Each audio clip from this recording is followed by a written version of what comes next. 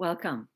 I'm Alice Alicia Jones, and this is another one of my Living Consciously videos.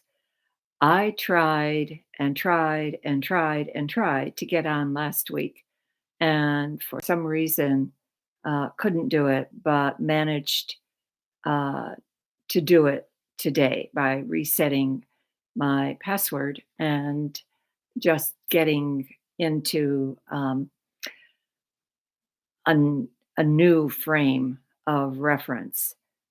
I I know that today's topic is not that easy for some people.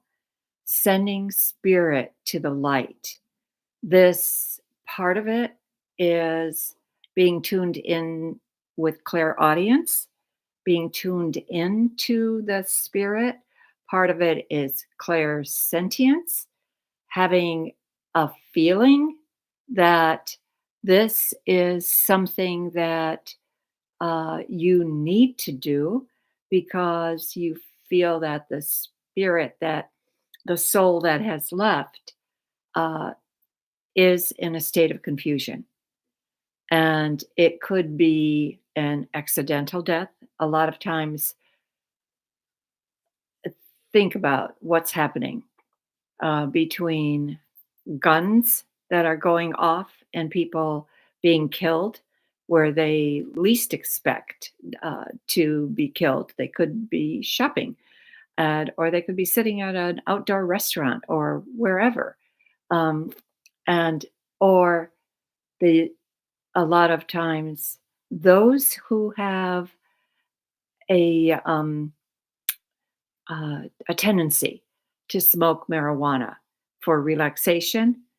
What is happening is there's a huge risk of fentanyl being laced, the marijuana being laced with the fentanyl.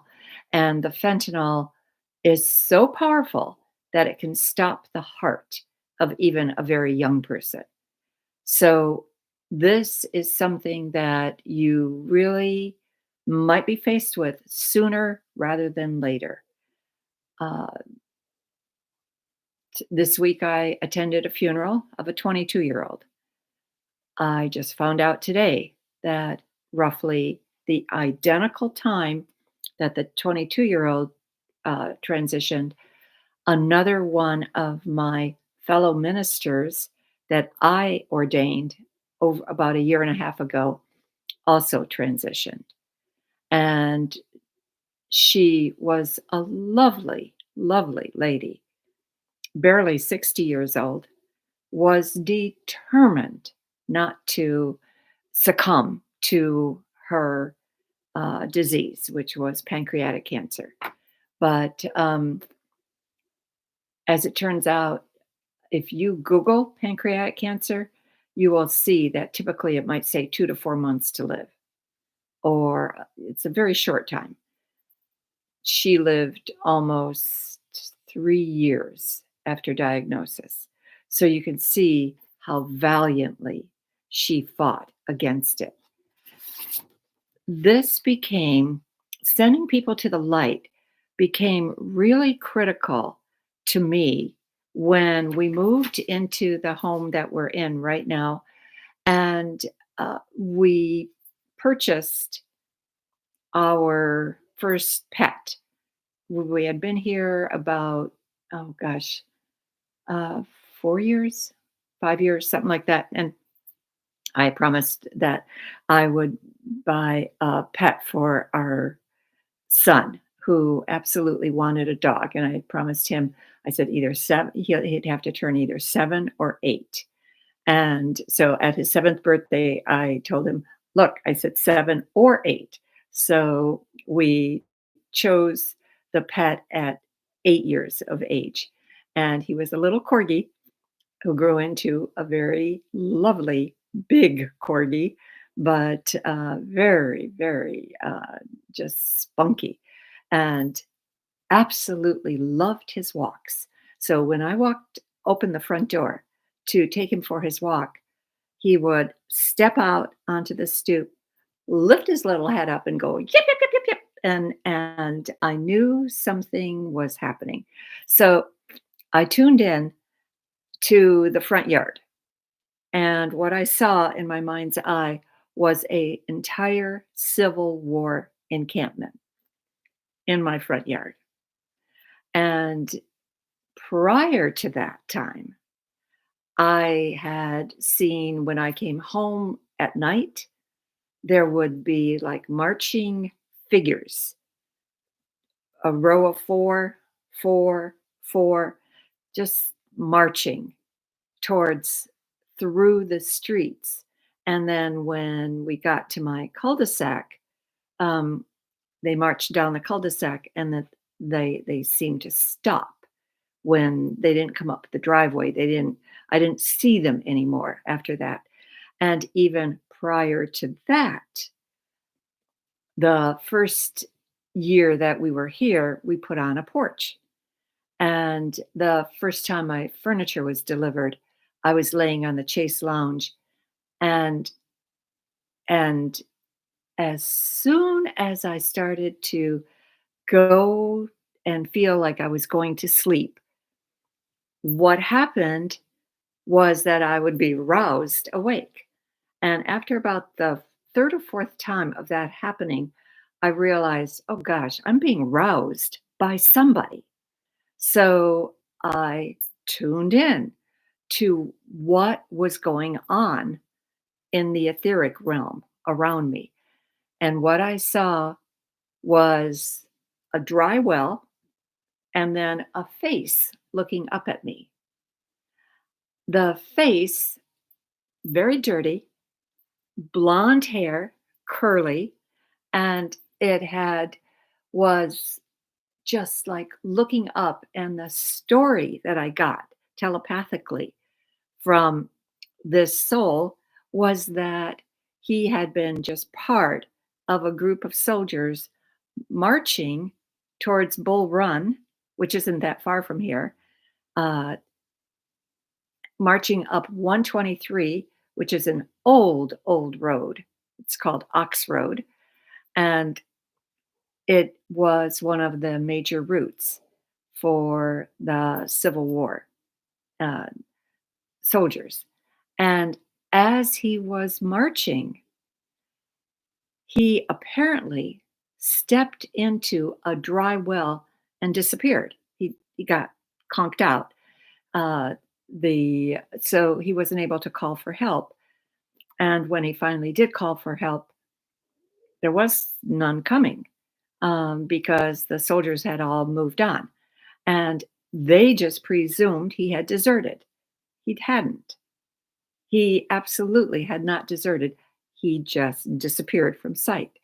And so, not knowing where he was, just like I said, looking up at me, he took this opportunity to rouse me from my sleep and or what was going to be a nap, supposed to be a nap. And then without saying anything, I instantly knew what he needed. So this is the technique that I want to share with you that you can do so simply. You can ask the soul to turn until they see the light. And then they'll see a pinpoint of light coming towards them and getting bigger and bigger and bigger. And as that light grows, that light is going to turn into the figure of a man, and that man is Jesus. And that man will come, Jesus will come and put his arms around the soul and then escort him to the light. But the soul has to hook up with the light. All they have to do is turn until they see the light. Most of the time, they're frantic. They're in their own mind. They're just absolutely frantic. Cannot calm down enough to get into a place where they uh, can do this. And it's interesting because another technique that one of the authors, Michael Rhodes, shared with me when I was at a seminar that he ran is that he basically just said, put his hands like this, one on top of another, and told the spirit he was in a castle. He was sleeping overnight in a castle that was said to be haunted. And he did it purposefully. And he wanted to see if he could help transition any of the spirits that were hanging around. And there was a woman that showed up, and he told her to put her foot on top of his two hands, and he sprung her up. And in that process, was able to spring her into the next dimension. I don't have the guts to try that, but I certainly can tell a soul to turn and go to the light. And this is not difficult. It's not anything that you need any special training for.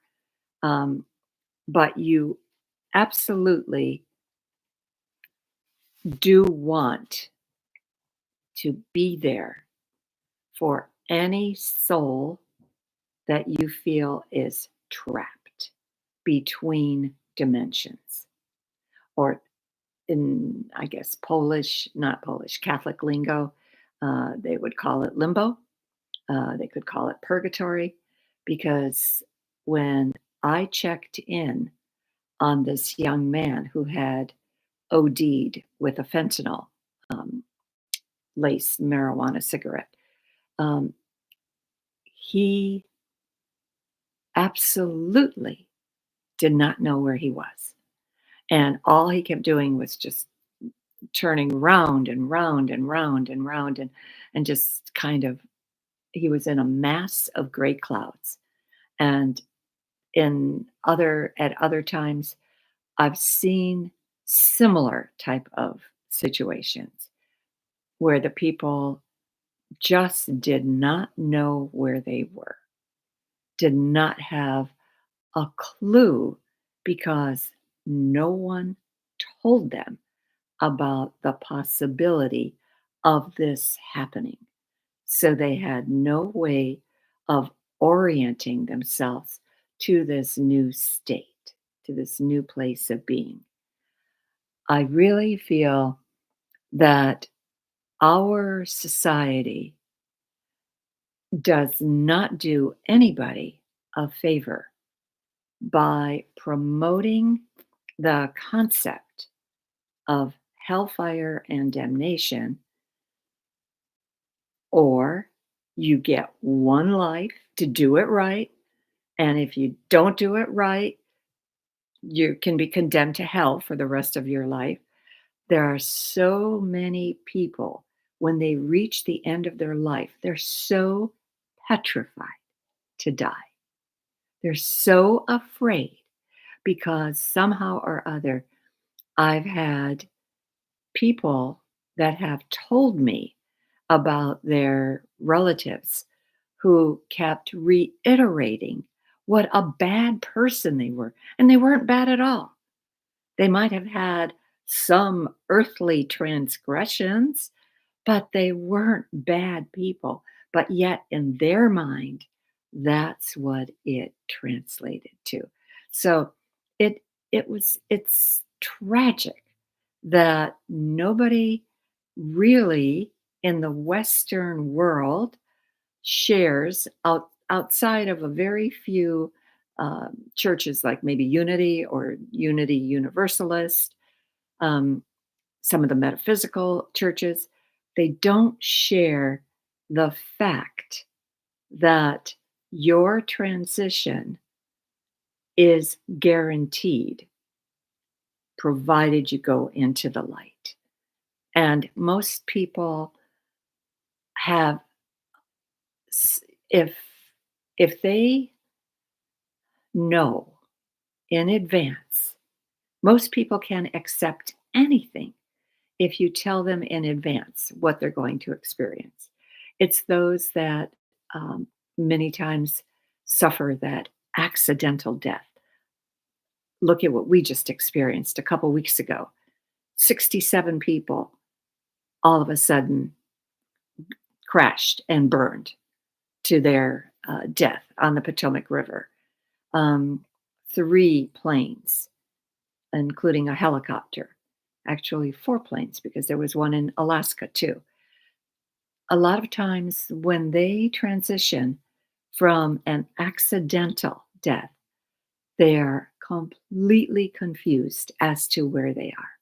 So you will do all your loved ones a favor if you can share this with them, that should they find themselves in a situation where they don't know where they are, they have not a clue what's happening, and they're surrounded by fog, just very slowly turn until they see the light and just go to the light, and the light will advance towards them, and they will effectively be escorted to their next place of evolution, escorted to the spiritual realm.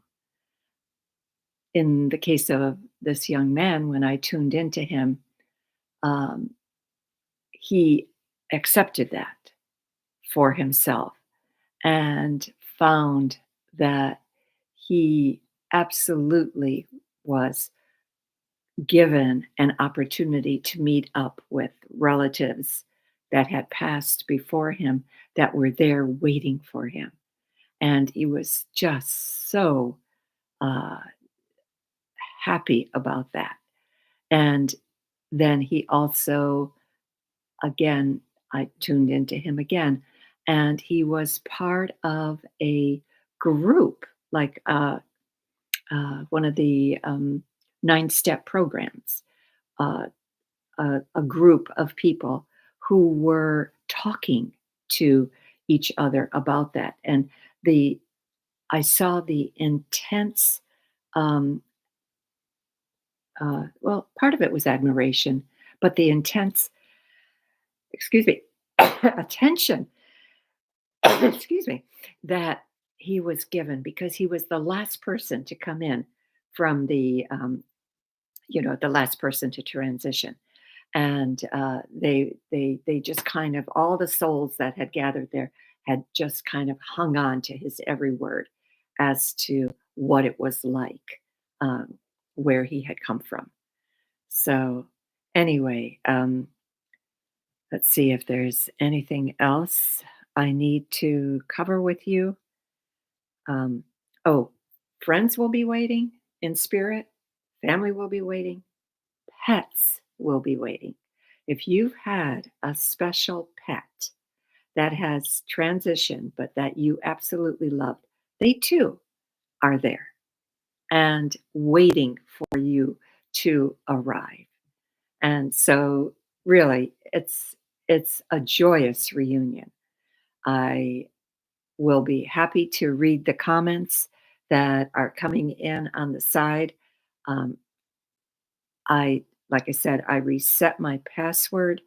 Um, so hopefully I should have no trouble getting in a timely manner for YouTube next time, uh, next week, Friday. And I do wish everybody a happy Valentine's Day. It's ironical. Couldn't have this talk last week, but had it today. And so there must be some reason that there is a big prompt today, Valentine's Day, to speak about having, uh, including the souls that have transitioned in those ceremonies, thoughts of love. I appreciate you being here.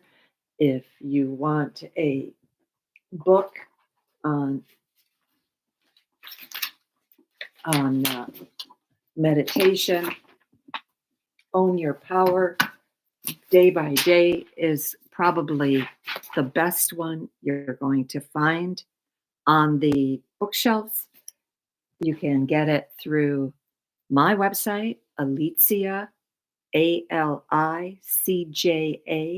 Jones.com, or you can get it through Amazon. $20 for a hardcover from me, and I will autograph it for you. And you will be able to hear what spirit sounds like, because many of the selections in the book, when they were where I did not change a single word from how spirit gave it to me, it's italicized, and that is exactly the way it came in. So I wish you all a wonderful week, and the rest of we're exactly at the halfway point in February.